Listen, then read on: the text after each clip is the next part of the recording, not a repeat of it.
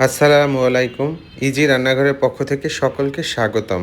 আজকে আমরা নিয়ে এসেছি একটি নতুন রেসিপি। এই রেসিপিটি আমরা করে নিয়েছি তরমুজের খোসা দিয়ে। তো এই রেসিপিটি আমরা কিভাবে করলাম আপনাদের সাথে সেটি শেয়ার করব। তরমুজের খোসা দিয়ে পাকোড়া। এই পাকোড়াটা কিন্তু অনেক সুস্বাদু। আপনারা এটা বাসায় ট্রাই করতে পারেন এবং আমি এই রেসিপিটি আপনাদের সাথে শেয়ার করব। কি, কি উপকরণগুলো আমি ব্যবহার করেছি আপনারা সাথে থাকুন এবং ভিডিওটি না টেনে পুরোটাই দেখুন। তো এটা করার জন্য আমার সর্বপ্রথমে যেটা দরকার সেটা হচ্ছে একটা তরমুজ। তরমুজের লাল অংশটা খাওয়ার পরে সাদা অংশটা দিয়েই আমরা মূলত এই পাকোড়াটা তৈরি করেছি। তো দেখেন, শুরুতে আমি একটা গ্রেটার নিয়ে নিলাম এবং গ্রেটারে আমি তরমুজের খোসাগুলোকে আগেই ছিলে রেখেছিলাম, এখন শুধু কুচিয়ে নিব। লাল অংশটা আমি আলাদাভাবে কেটে নিয়েছিলাম। সাদা অংশটাকে এভাবেই গ্রেটারে কুচিয়ে নিচ্ছি। এই যে দেখেন, কুচানো শেষ। এখন এগুলোকে খুব ভালোভাবে চিপে নিব আমি। এর মধ্যে যে পানি আছে, পানিটাকে আমি চিপে একদম ফেলে দিব। এই যে দেখেন, একটু ভালোভাবে আপনারাও এটা করে নিবেন।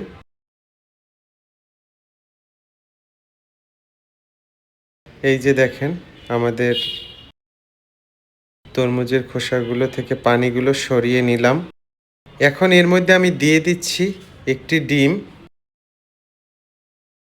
এই যে দিয়ে দিলাম ডিম। আমি এখানে একটি ডিমই ব্যবহার করব। তবে আপনারা যদি অনেক বেশি জনের জন্য করতে চান সেক্ষেত্রে আপনারা ডিম বেশি ব্যবহার করতে পারেন। দিয়ে দিলাম কুচানো পেঁয়াজ এবং কুচানো মরিচ। এখানে দিয়ে দিলাম আমি চাট মশলা। দিয়ে দিলাম জিরার গুঁড়ো। দিয়ে দিচ্ছি হলুদ গুঁড়ো। দিয়ে দিচ্ছি আদা পেস্ট। দিয়ে দেব একটু ঝালমরিচ গুঁড়ো। দিয়ে দেব পরিমাণ মতো লবণ। এখানে ব্যবহার করছি চালের গুঁড়ো। ব্যবহার করছি বেসন। চালের গুঁড়োটা দেওয়ার কারণ হচ্ছে, এই চালের গুঁড়োর কারণে এই যে পাকোড়াটা হবে অনেকটা ক্রিস্পি হবে। আর বেসনটা মোটামুটি একটা টেস্টের জন্য দিয়েছি। তো এখন এগুলোকে খুব ভালোভাবে আমি মেখে নিব। দেখেন, আপনারাও কিন্তু এভাবেই মেখে নিবেন। এই যে দেখেন, আমার মাখা মোটামুটি শেষ। আমি আর একটু বেসন অ্যাড করে দিলাম এর মধ্যে। এবং আপনারা যখন এটাকে মাখবেন, বিশেষ করে একদম খুব ভালোভাবে মেখে নিবেন, কারণ তরমুজের খোসা কিন্তু অনেকটা শক্ত থাকে পিছনের অংশটা। তো চুলায় একটি প্যান বসিয়ে দিলাম, তাতে দিয়ে দিলাম আমি সাদা তেল। এই তেলেই আমি এটাকে ভেজে নিব। তো আমি এখন পাকোড়াগুলো দিয়ে দিচ্ছি। এই পাকোড়াটা অনেক টেস্ট হয়। বিশেষ করে আপনারা যদি এটা বিকেলে নাস্তায়, অনেক সময় ভাতের সাথেও এটা খাওয়া যাবে। আপনি বুঝতেই পারবেন না যে এটা কি দিয়ে বানানো হয়েছে।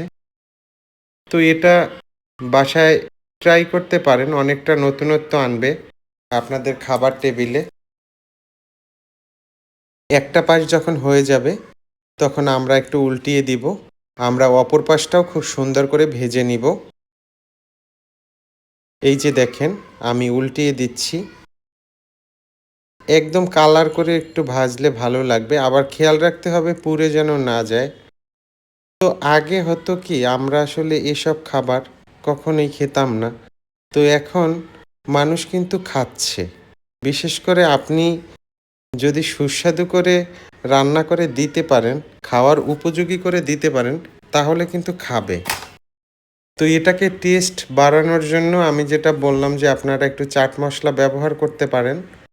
যদি চাট মশলা না থাকে, অনেক সময় হয় কি আমাদের বাড়িতে যে নুডলসগুলো আসে, সেখানেও আমাদের অনেক ধরনের মশলা আসে। তো সেখান থেকে একটা মশলা আপনি ব্যবহার করতে পারেন। তো সেটা অনেক টেস্ট দিবে। এছাড়া কিন্তু তরমুজের খোসার অনেক উপকারিতা রয়েছে। রয়েছে প্রচুর পরিমাণে ভিটামিন সি, ভিটামিন এ, দৃষ্টিশক্তির জন্য কিন্তু অনেক ভালো। এছাড়াও তরমুজের খোসাটাকে আপনারা ত্বকের যত্নে ব্যবহার করতে পারেন। এটা কিন্তু ত্বকের যত্নের জন্য খুবই কার্যকর ভূমিকা রাখে। বিশেষ করে মুখে যদি এটা মাখেন, অ্যালোভেরার মতোই কিন্তু অনেকটা কাজ করে। তো ট্রাই করে দেখতে পারেন। চুলের জন্য এটা ভালো। চুলে ব্যবহার করে দেখতে পারেন। সেটা অনেকটা উপকার করবে। ধন্যবাদ জানাচ্ছি সকলকে ভিডিওটি দেখার জন্য। আমাদের সাথে থাকবেন। ধন্যবাদ। ভালো থাকবেন।